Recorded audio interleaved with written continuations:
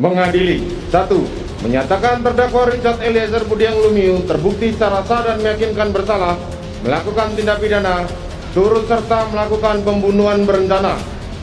Menjatuhkan pidana terhadap terdakwa Richard Eliezer Budiang Lumiu dengan pidana penjara selama 1 tahun dan 6 bulan.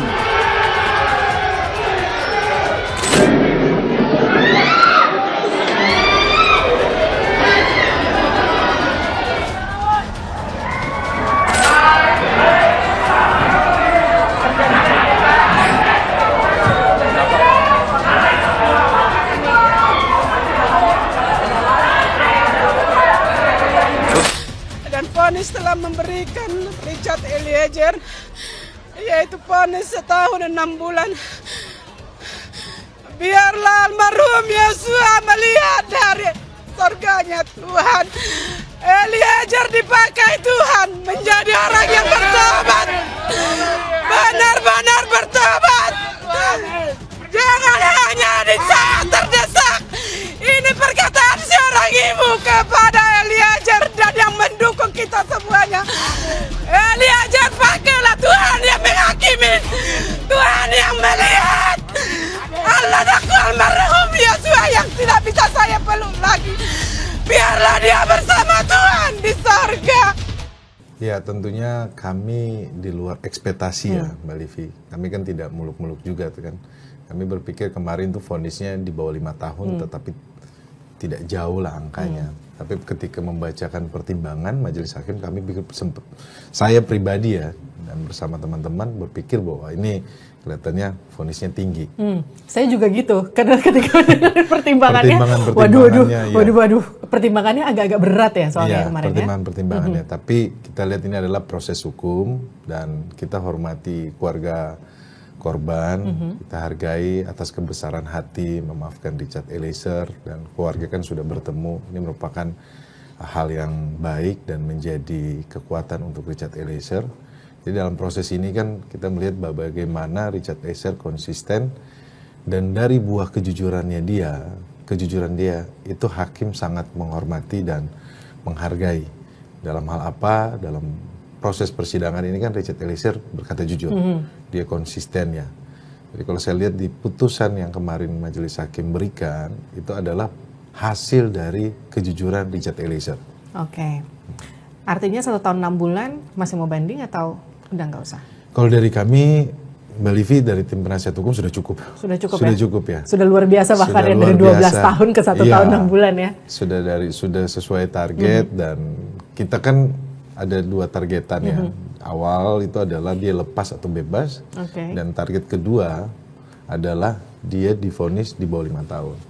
Jadi setelah vonis kemarin, kita sempat berdiskusi bersama tim, saya dan tim, saya sampaikan bahwa ini sesuai dengan target yang kedua, jadi kita terima.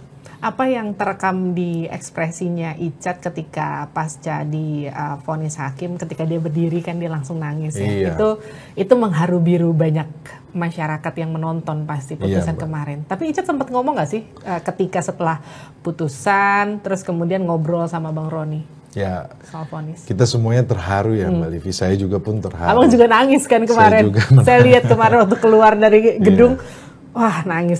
Ini kan perjuangan yang panjang, bagaimana di awal kita lihat Richard Eliezer, bagaimana dia coba untuk bangkit dari rasa ketakutan, dari rasa tertekan, kemudian bagaimana proses penyidikan, penyidik yang bekerja secara profesional, kalau saya bisa bilang Mbak Livi, pagi, siang, malam, mereka tidak lelah bekerja secara maraton, penyidik yang ada di Barreskrim ya. Jadi saya melihat bahwa semua proses dari penyidikan ini semua berperan penting. Kalau saya sedikit bercerita ke belakang bahwa saya waktu mendampingi Richard Eliezer, salah satu penyidik yang memeriksa Richard Eliezer itu sampai memutarkan lagu rohani. Untuk supaya Richard Eliezer tenang. Supaya bisa menceritakan itu semuanya secara tenang. Jadi lagu rohani itu diputarkan agar suasananya tenang gitu. Saya ikut mendampingi kan. Jadi saya lihat bagaimana penyidik ini mereka bekerja keras menjaga marwah kepolisian. Kepolisian seperti katakan seperti itu. Dalam proses persidangan juga saya ikut mendampingi bagaimana kita menghadirkan psikolog, menghadirkan rohaniawan supaya Richard Eliezer mulai bangkit, mulai percaya diri.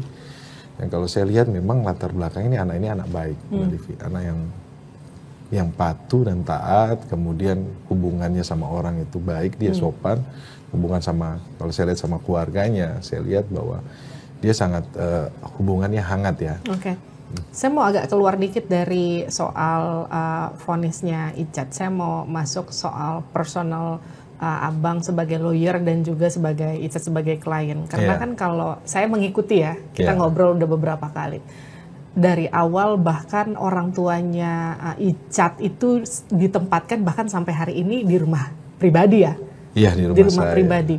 Bahkan setelah kayak, dari Makobrimob kemudian kembali ke Manado, kita juga terima kasih kepada Dankor dan seluruh jajaran bahwa keluarga orang tua dari Eliezer itu di Brimob itu betul-betul dijaga.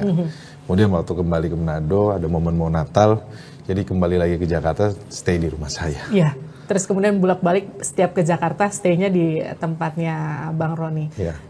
Emang sedekat apa sih hubungannya? Maksudku gini, kita kan bicara soal klien dan pengacara kuasa hukum ya. Ini kan hubungannya profesionalitas kedua belah pihak. Tapi kalau saya ngelihat ini lebih kayak hubungan keluarga. Karena bagaimana bahkan ketika momen mau Natal ya, kita sempat ketemu juga. Mereka bahkan diajak belanja, jalan-jalan gitu. Ini saya mikir ini lawyernya kok bisa terbalikan ya, mengentertain kliennya begitu. Iya, itu hubungan kayak apa sih hubungan antara kalian? Bukan dalam arti belanja itu dalam suasana yang tetap kita dalam suasana ini kan tragedi ya, bukan hal yang gampang juga kan untuk keluarga menjalani. Tapi ada momentum Natal di situ. Ada momentum Natal, saya ya seperti keluarga Mbak Livi, karena saya maunya, saya bersama istri pengennya bahwa keluarga ini dekat dengan kita gitu loh. Satu sisi memang kita sedang berjuang, tetapi ada sisi lain nilai kekeluargaan itu harus tetap erat. Jadi kita seperti keluarga. Dan saya juga sama Richard sudah kayak adik saya sendiri. Karena saya lihat bagaimana Richard menganggap saya sebagai kakak dan saya melihat dia sebagai adik. Jadi secara natural saja Mbak Livi. Jadi kita lihat bahwa ini sebenarnya bagaimana ya. Karena kita berdoa sama Tuhan. Saya bilang sama Icat, kamu ini dibantu sama banyak orang baik loh. Karena apa? 2 orang tua kamu, 2 orang banyak. Sehingga kita dipertemukan sama orang-orang baik. Ketemu sama Romo Magnis, ketemu sama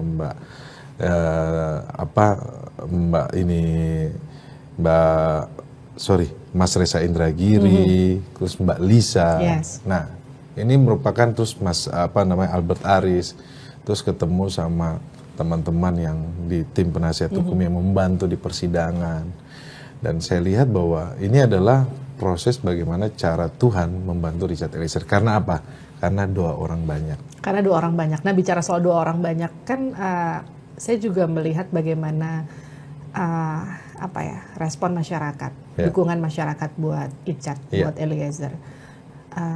Sebanyak itu dukungan buat Eliezer. Ketika pertama kali megang kasusnya, pernah nggak sih kepikiran ini kasus yang pasti penuh tekanan, tapi tidak terbayangkan bahwa dukungan masyarakat sebegitu luar biasanya buat seorang Eliezer? Betul Mbak Livi, saya awal mendampingi ini kan ya manusia biasa, ada ketakutan juga Mbak, bagaimana. Tetapi ketika saya mendampingi Icat, kemudian saya ngobrol, saya melihat bahwa anak ini memang perlu dibantu. Dia posisi yang lemah, dalam arti apa kan situasinya kan, karena pangkat paling rendah. Kemudian kan saya ada beberapa teman juga kasih masukan, sudah nggak usah pegang perkara ini. Perkara ini kan perkara yang ruwet gitu loh. Jadi hampir nggak mau megang. Ya, ada masukan. Tapi ketika saya bertemu lagi sama Richard, hati kecil saya kayak, ini anak saya nggak bisa tinggalin gitu. Nggak mungkin saya tinggalin, jadi saya harus dampingi dia.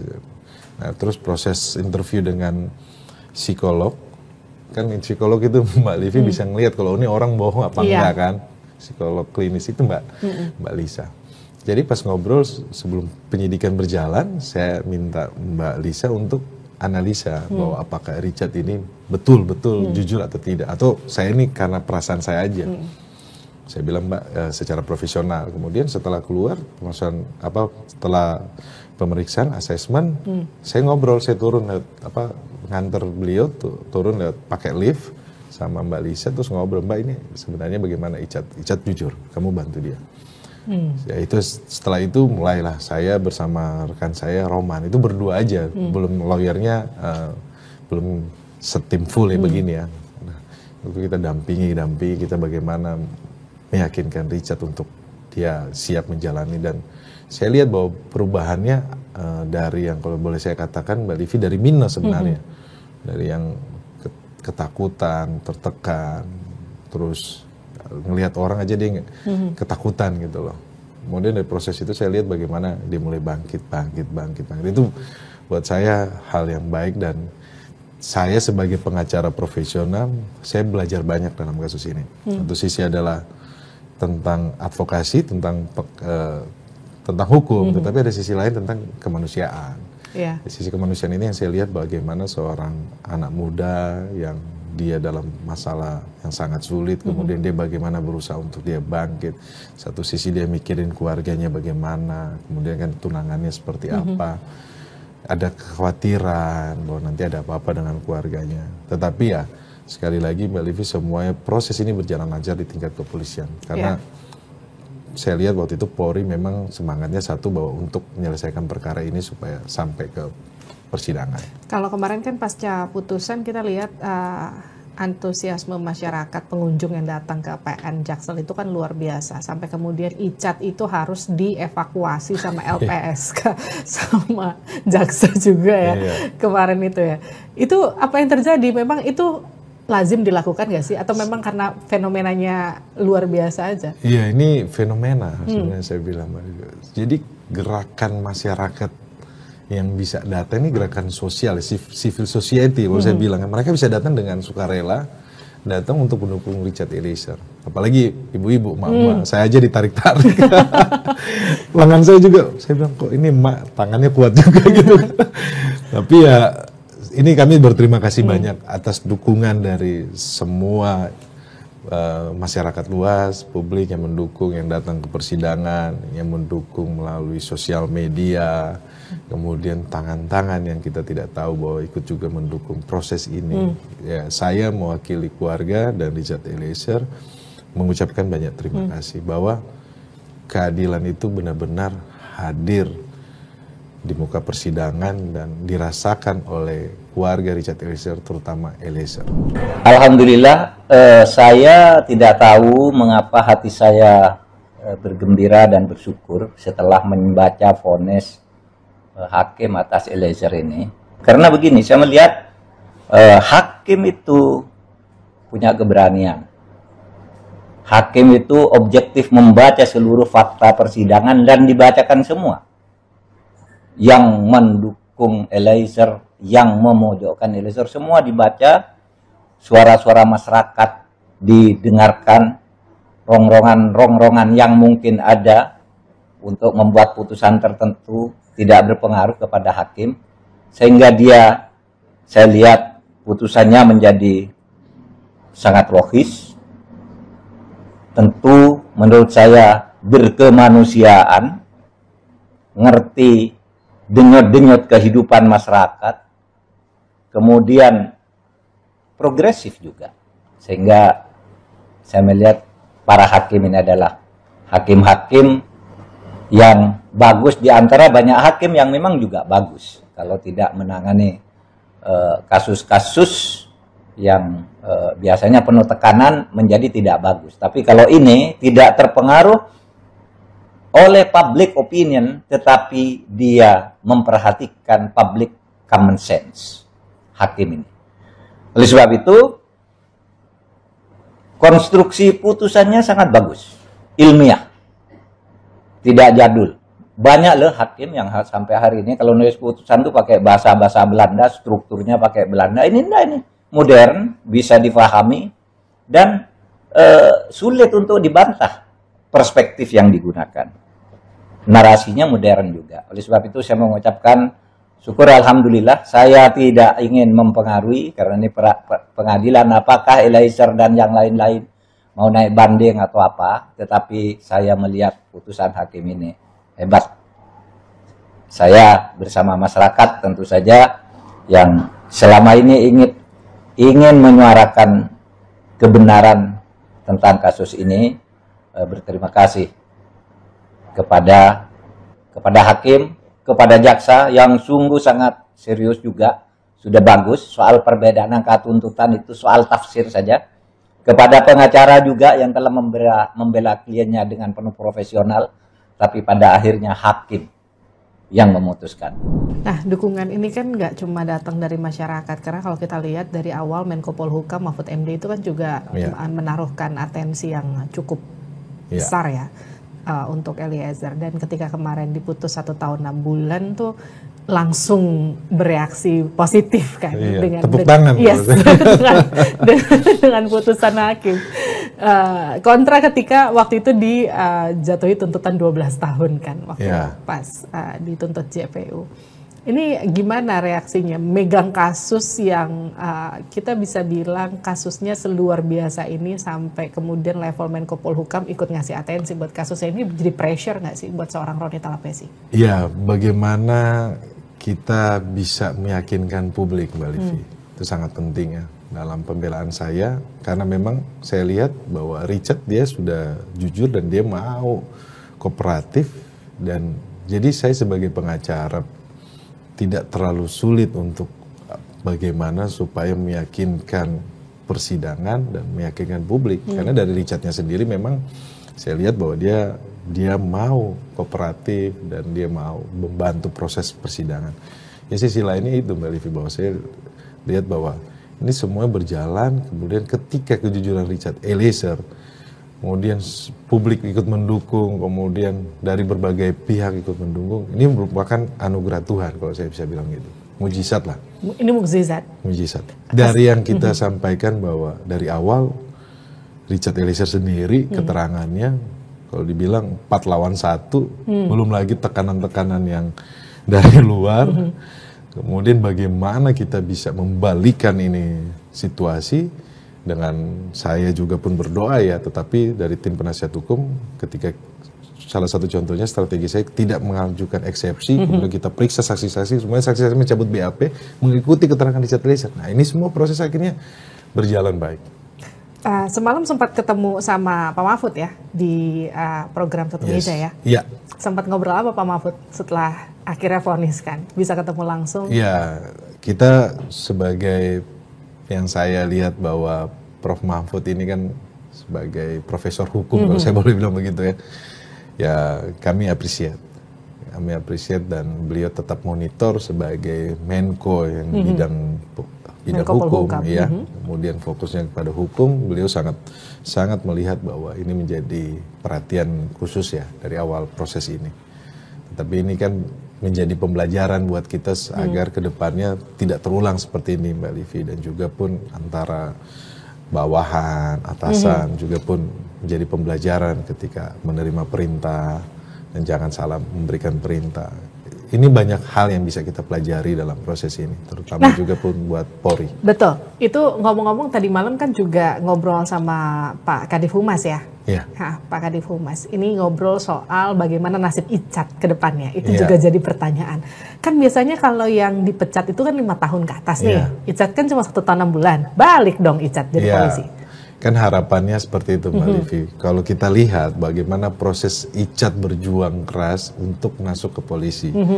Dia kan sampai 3 kali ya, sebelumnya kan dia coba untuk Angkatan Laut. Tapi yang ketiga kali ini kan dia bagaimana dia berjuang keras. Pertama gagal, kedua dia nggak dapat, terus yang ketiga. Itu kan perjuangan keras dan dia memang benar-benar mencintai Polri. Kalau yang pertama itu kalau nggak salah dia itu tesnya bukan marinir tapi tes ini pelaut kalau nggak salah. Nah yang ketiga ini perjuangannya dia kan sangat luar biasa sehingga membuat Richard Eliezer itu bagaimana mencintai Polri, terutama Korps Brimob.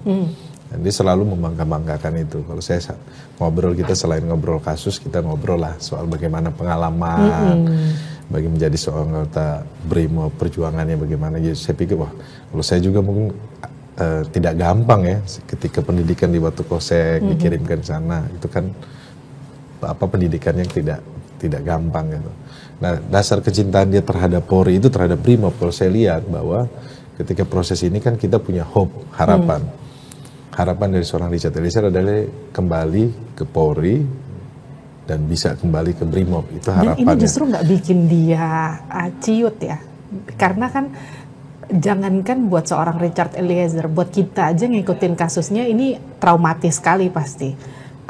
Eliezer siap kembali betul seutuhnya ke Polri. Nanti kita akan terus dampingi ya Mbak Livi, kita akan memonitor, kita akan lihat perkembangannya, tetapi kan harapan itu kan harus kita perjuangkan kan, hope itu ya. Ketika kemarin sama Pak Kadif Humas, Pak Dedi berbicara dengan orang tuanya Eliezer, itu adalah suara hati dari seorang orang tua.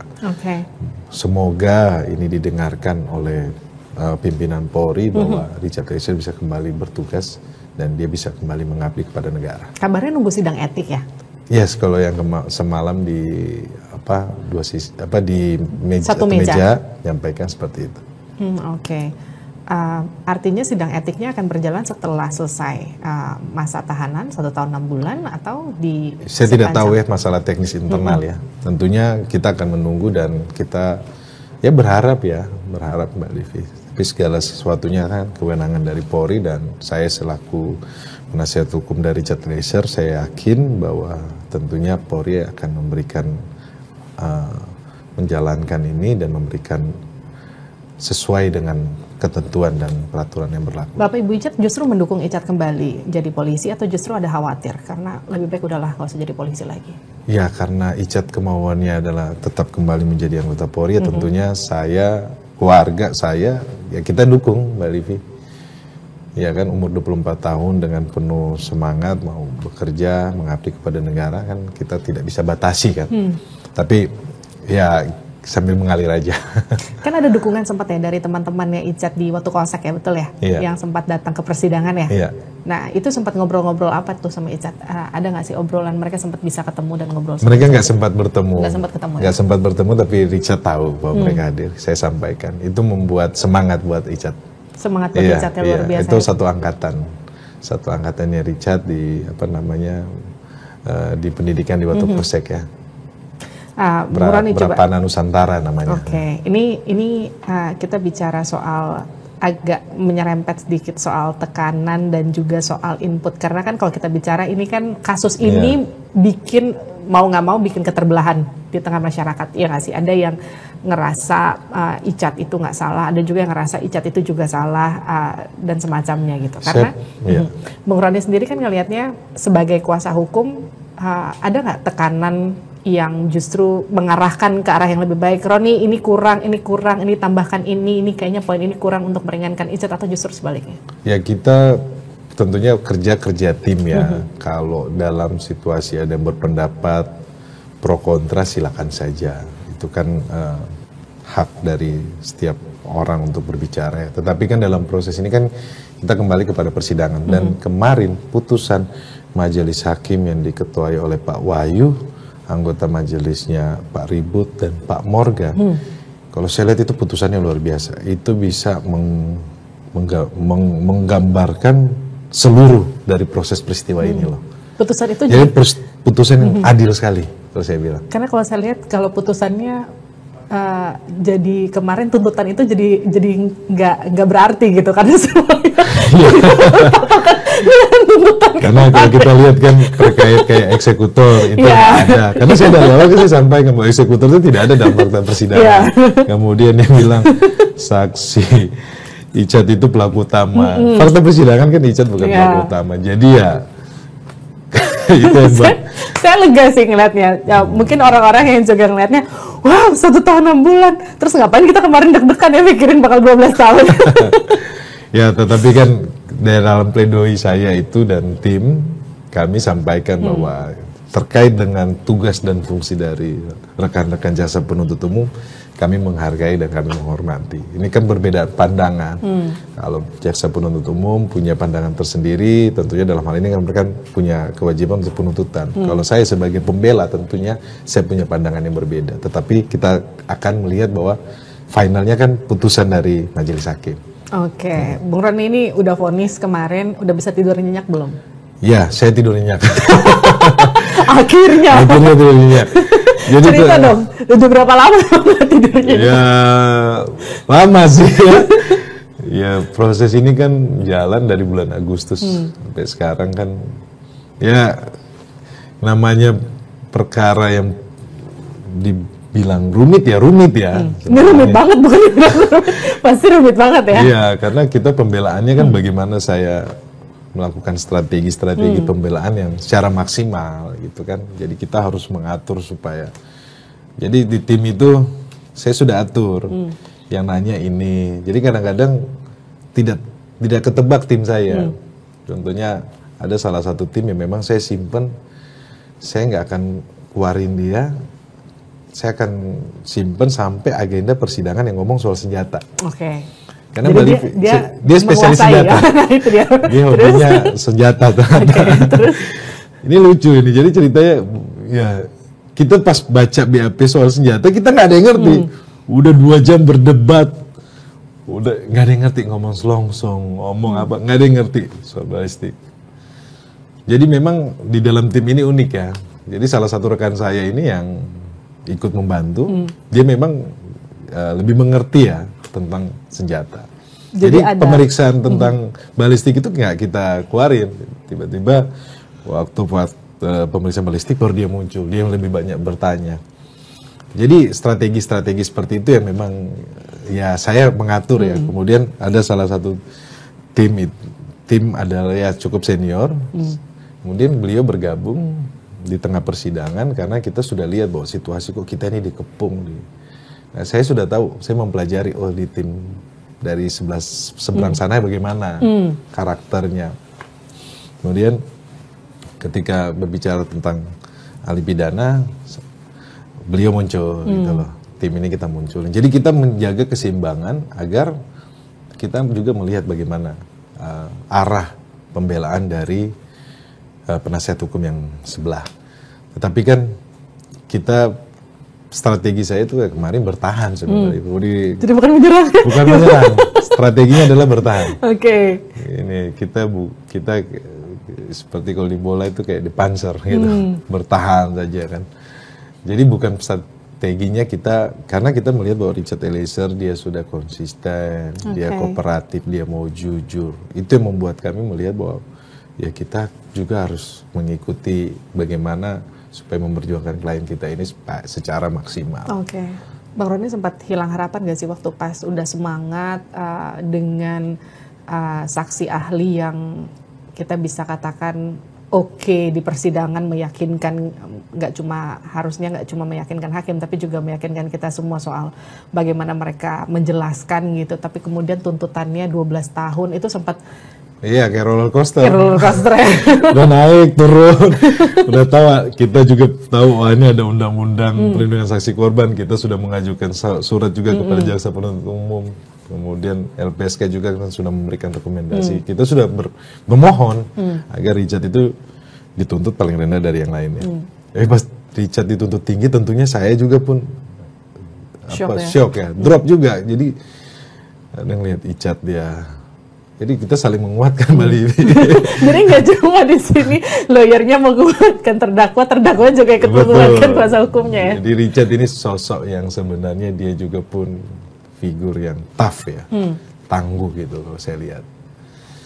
Jadi ya, akhirnya dalam proses tim ini banyaklah dinamikanya. Bagaimana kita semangat, kemudian dinamika di dalam tim juga bagaimana kita menjaga. Karena kan setiap kepala kan anak hukum ini nggak usah 10 orang kumpulinnya 3 orang. Itu beda-beda itu. Berdebat semuanya kan.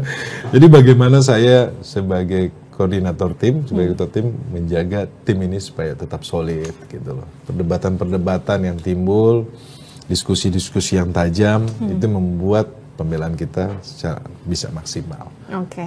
Bang Roni, kasus Richard ini kan akan jadi pintu masuk kalau masyarakat bilang kembalinya keadilan di ranah hukum di Indonesia.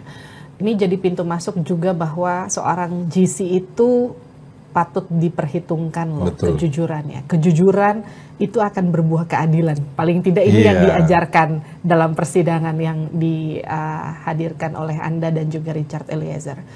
ini akan jadi pintu masuk atau justru jadi ini pintu penutup buat kalau Anda sendiri melihatnya udahlah pusing, udah nggak mau lagi nanganin kasus kayak gini, atau justru ini jadi trigger bahwa oke, kita akan start dengan kasus seperti ini mungkin buat orang-orang yang nggak beruntung lainnya? Di awal saya muncul di publik, saya sampaikan kita akan memperjuangkan jalan menuju keadilan untuk Richard Eliezer. Oke. Proses ini kita bagaimana kita berjuang ya. Di akhir penutup divonis, ternyata jalan keadilan itu ada. Jadi jalan menuju keadilan untuk Richard Eliezer itu ada. Jadi bicara soal vonis Richard Eliezer, ini menggambarkan bahwa keadilan untuk orang yang lemah, orang yang tidak berdaya, untuk masyarakat kecil, itu ada. Selama kita memperjuangkan dengan sama tekun. berani juga ya. Berani, tekun, memperjuangkan, dan kita fokus untuk pembelaan. Jadi kan jangan ini kliennya begini, ini kita melenceng ke sini, melenceng ke sana. Jadi kliennya nggak keurus. Iya, benar. Ini jadi pembelajaran juga supaya ya kita sebagai buat rekan-rekan saya yang sesama advokat tentunya kan kita belajar banyak lah. Saya tidak bicara bahwa saya hebat, saya ini tidak, tapi dalam proses ini banyak hal yang kita bisa petik bersama, positifnya ya. Nah, kalau terkait dengan tuntutan tersebut ya sudah, kita berjuang, kemudian ya berbeda pandangan kan sama jaksa penuntut umum kan, kaget-kaget juga ketika ada perskon kok Richard sebagai pelaku utama padahal fakta persidangan tidak. Kok dibilang dia bukan justice collaborator, kok fakta persidangan tidak. Terus bilang yang menembak kepala, waduh kok yang menembak kepala Richard, ini kan berbeda sekali nih. Tapi kita positif aja lah, kita optimis lah, optimis. Jadi jaksa mengakui bahwa dia ada dilema yuridis, bahwa kemudian vonis ini kan kita lihat Mbak Livi bahwa harapannya kan tentunya jaksa tidak mengajukan banding. Kan ada di peraturan internal juga di kejaksaan, kemudian saya bacakan ya, saya juga riset bahwa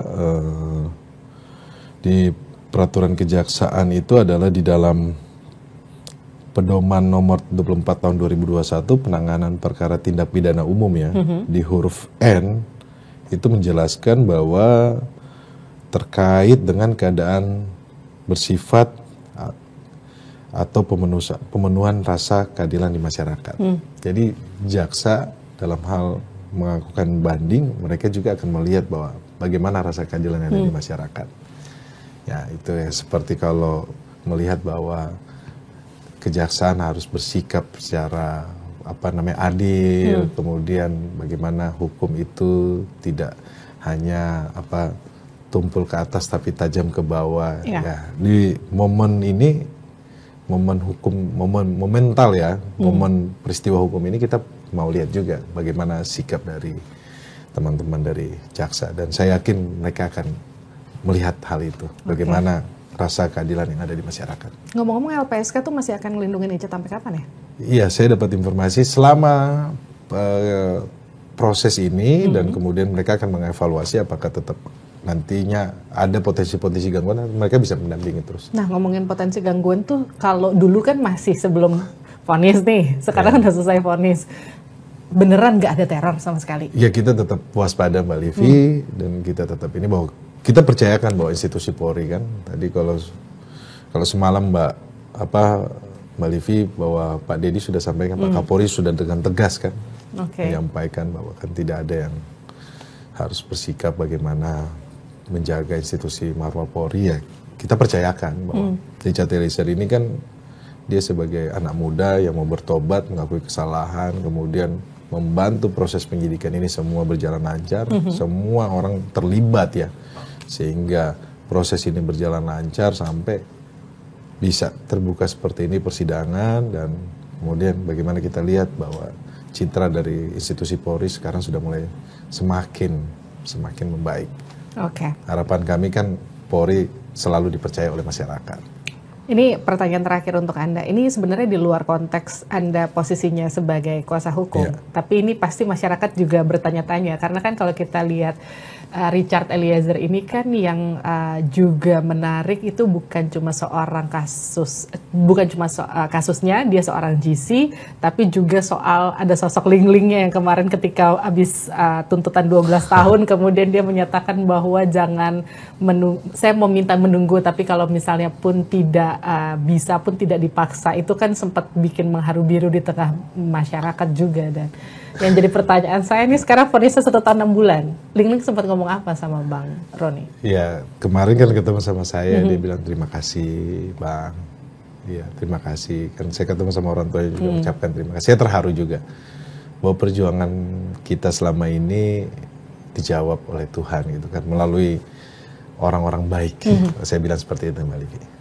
Ya, itu juga tentu jadi harapan kita semua setelah menyaksikan drama panjang ini dari Agustus kemarin. Dan yang paling terpenting Mbak Livi, kita itu sangat apresiasi kepada majelis hakim yang memimpin persidangan ini. Mbak Livi tahu kan, jadi 3 majelis ini memimpin persidangan 5 terdakwa setiap hari kan. Bagaimana prosesnya, lika-likunya kan, itu maraton non-stop. Kita aja capek nonton ya, apalagi mereka yang melakukan. Apalagi mereka, apalagi saya sidang saja untuk 1 terdakwa, 1 terdakwa aja kita ya pusing untuk baca berkas, apalagi untuk 5 terdakwa. 5 terdakwa ini kan 3 majelis yang megang kan, 3 orang ya, 3 orang yang memegang perkara ini kan, Pak Wahyu, Pak Ribut sama Pak Morgan, saya angkat topi. Luar biasa. Tapi ini bagaimanapun sudah vonis, artinya sudah bisa sedikit istirahat lebih nyenyak, meskipun nanti kita masih akan nunggu apakah jaksa akan mengajukan banding atau enggak, meskipun kita harapannya udah selesai lah ya, kira-kira ya. Melalui kesempatan baik ini di Livi On Point, saya harapkan bahwa jaksa penuntut umum tidak banding.